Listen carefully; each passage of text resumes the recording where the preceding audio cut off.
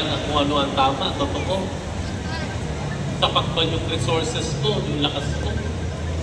Kaya ko bang tapusin yung aking sisimulan? Minsan po, nasa sa atin din ang suliranin o ang problema. Kaya mapapansin niyo po sa Ebanghelyo, mapapansin niyo po, pinili ng Panginoon ang kanyang mga alagad, ang kanyang 12 alagad.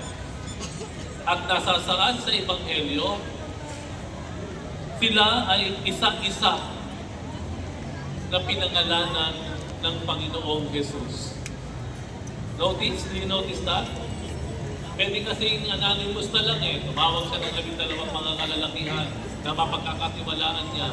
Pwede ganun generalize. Para walang mag-etsakwera. Para lahat makikinig. Hindi Ang ginawa ng Panginoon, pumili siya ng 12 alagad, pinangalanan pa niya. Kaya nga dito, narinig niyo po, yung mga pangalan. Si Bartolome, si Felipe, si Judas, si Pedro, si Andres, si Santiago, pinangalanan. Bakit pinangalanan? Ang tanong, natingin po ninyo. Bakit pinangalanan?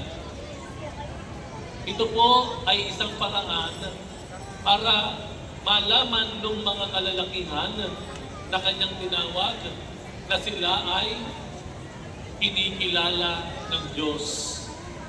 Kinikilala sila ni Jesus sa kanilang uniqueness, sa kanilang pagkakaiba-iba.